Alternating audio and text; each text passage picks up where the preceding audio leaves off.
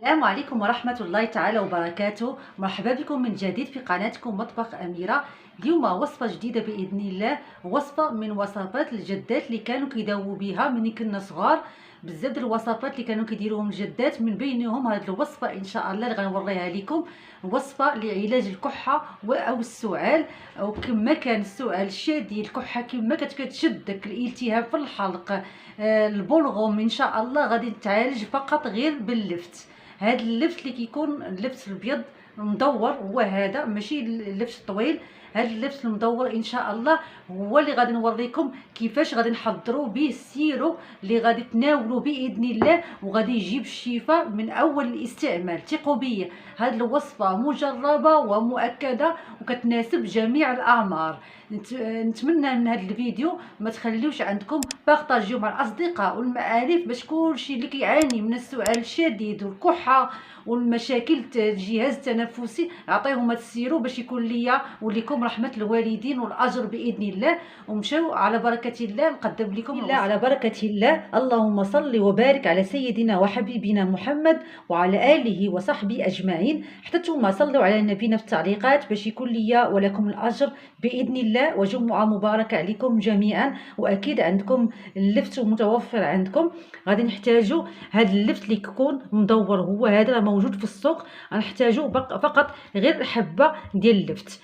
الحجم كما كان ماشي مشكل، يعني على حسب الكميه. الا كنتو باغيين تصوبوا السيرو للعدد الكبير من افراد الاسره تاخذوها كبيره.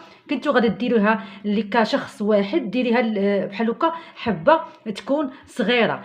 قبل ما نبدا معكم الوصفه نخليكم واحد دقيقتين تشوفوا الفوائد ديال اللفت، الفوائد ديالو بالنسبه للسعال. نخليكم دقائق ونرجع معكم.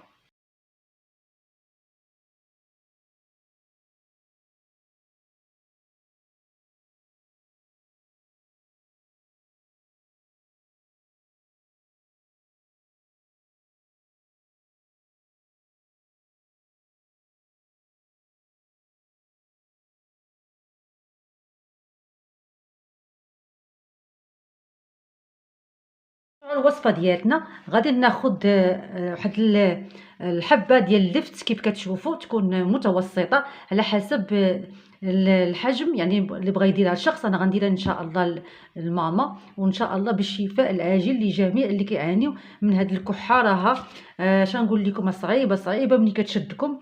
شنقول لكم اول حاجه غنحيدوا هذا الشابو ديالو اللي كيكون الفوق بحال هكا، وناخذ واحد الموس اللي يكون حاد، ونبداو من الجوانب بحال هكا، نبداو باش نستخرجوا هذاك اللب ديال اللفت اللي كيكون لداخل.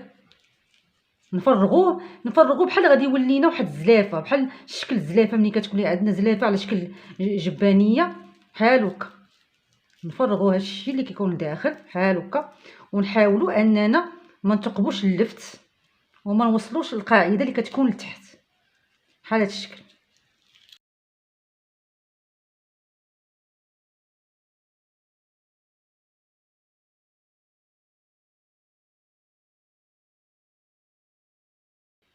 هانتو حضروا مع الحبه ديال اللفت، حاولوا ما تقبوهاش. لا تقبتوها ما كتبقاش كتصلح لينا هاد اللفت. ضروري ان هاد القاعده تكون لينا شاده في راسها، ما تقبوهاش لا والو. ونفرغوا هاد الداخل مزيان، تكون لينا بحال شي جبانه زلافه بغينا نعمروها بحال هكا. الحبيباتي هاد اللب ديال اللفت اللي كيكون لداخل ما نرميوه ما والو، نخليه ونديرو فيه شي بلاستيكه ونحتفظوا به في الثلاجه ونستعملوه بحال هكا في الوجبات الكسكسو. نقليوه مع بحال هكا اللي كنتو غديروا الدجاج ولا اللحم. تشدوا هاد اللب ديال اللفت تقليوه مع الدجاج ومع البصله، او تقليوه مع اللحم ومع البصله، كيجي بنين ولذيذ. او ديروه في شي شوربه تكون زوينه غنيه بالخضر، ديروا بها هاد اللفت. يعني ما حتى حاجه ما غادي تضيع ان شاء الله. ودابا نرجعوا معكم الوصفه ديالنا. من بعد ما فرغت الوسط غنحيد فقط غير هذيك كتكون الفوق باش تولي لي القاعده مقاده. بعد حبيباتي نجيبوا فنجان بحال هكا ولا كاس كما كان، ويكون لينا القاعده ديالته اللي غتهز لينا الحبه ديال اللفت بحال هذا الشكل كيف كتشوفوا، راها واضح. المكون اللي غنحتاجو ليه هو السكر الناعم، السكر كلاصي هو هذا اللي غادي نديرو باذن الله. وغادي نعمر به هاد الحبه ديال اللفت. هانتو كتشوفوا غنعمر بملعقه صغيره حتى نملا اللفت ديالي، يعني على حسب الحجم. تقدروا ديروا جوج معالق صغار حتى 3 المعالق، يعني على حسب اللفته شحال غادي تهز ليكم. بحال هكا درت 2 معالق كبار ومعاهم واحد نصف ملعقه بهذه الملعقه اللي كتشوفوها صغيره بحال هكا. حبيباتي في هذه المرحله شنو غادي نديرو؟ غادي ناخذوها بالفنجان ديالها وغادي نغطيوها بهذا الشابو ديال اللفت بحال هكا، وغادي نوضعوها في الثلاجه تبات ليله كامله، ليله كامله حتى يطلق لينا هذاك السكر ويطلق لينا هذاك الفوائد ديال اللفت، وغادي يصبح لينا سيرو باذن الله. ضروري يبات ليله كامله. حبيباتي قبل ما توضعوها في الثلاجه جبت واحد الانيه غنوضع فيها هاد الحبه ديال اللفت، غطيتها وغادي نوضعها في الثلاجه ونخليها ليله كامله، ورجع معكم باذن الله ان شاء الله غدا. ان شاء الله نلتقاو باذن الله. حبيباتي من بعد ما بات ليله كامله في الثلاجه صافي، هانتو كتشوفوا داب لينا داك السكر، وكنحصلوا على واحد انسيغو. ان شاء الله هاد السيرو اللي غادي يكون هو الحل للتخليص من هاد المشكل ديال السؤال والكحه كما كانت شديده. هاد اللبس راه كيطلق الماء ديالو وكيطلق حتى الفيتامينات اللي فيه، وغادي وتا داك السكر كيدوب. ودابا غادي نحصلوا على واحد انسيرو زوين بزاف اللي غادي نستعملوه باذن الله. قبل ما نستعملوه غادي نضيف واحد الاضافه، هي واحد الليمون حامض. غنستعمل واحد تقريبا ملعقه كبيره ديال الحامض حتى هو فيتامين سي زوين بالنسبه للناس اللي كيعانيو من الكحه. مزيان ديروا ملعقه كبيره صافي. هي هذه كنخلطوا مزيان السيرو ديالنا صافي. امتى غادي تناولوا هذا السيرو؟ غتناولوه 3 المرات في اليوم. 3 المرات في اليوم، تاخذوا ملعقه في الصباح، ملعقه في المساء، ملعقه قبل النوم، حتى تكملوا هذا السيرو. وتزيدوا لما يكمل لكم ان شاء الله تعاودوا تعمروا هذا اللفت. غنوريكم السيرو. بسم الله. ها هو الخلاصه اللي خلصنا. هذا السيرو هو هذا صافي. ملي كتولي عندنا هاد اللفت فارغ نعاودو نديرو السكر كلاصي ونديرو الطريقه كيف وريتكم، ونخليوه يبات في الثلاجه نفس الطريقه. وتناولوا هاد السيرو حبيباتي، تناولوه 3 مرات في اليوم لمده 3 ايام.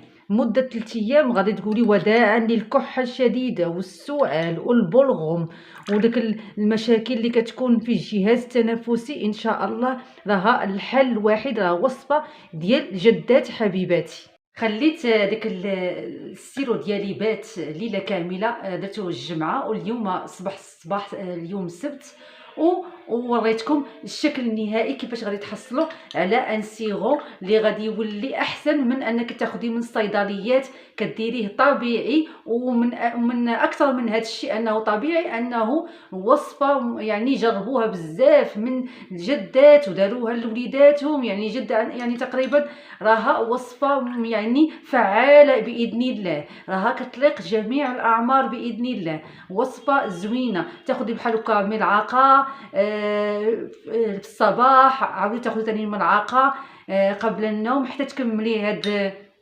السيرو ديالك، وتعاودي تعمري حبيباتي داك اللبس ديالك، تعمريه وديري نفس الطريقه وتبعي هاد الوصفه 3 ايام وغادي تشوفي النتيجه. راها من اول استعمال كتباني تحسي بواحد الراحه، هذاك السؤال سكت، نعستي هانيه، هذاك البلغم اللي كيكون مجموع غادي تخرجيه كامل، يعني غترتاحي باذن الله. وان شاء الله تكون هذه الوصفه شفاء تام اللي كيعانيو من الكحه والسؤال.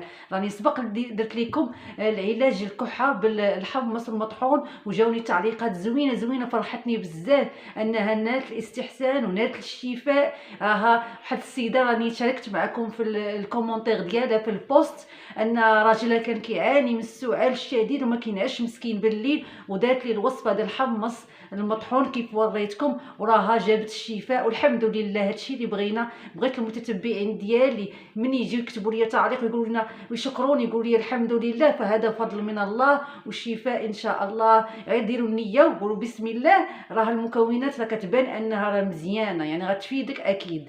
وشكرا على المشاهده والمتابعه، وبسلام عليكم، ونشوفكم في فيديو الجاي. الى اللقاء.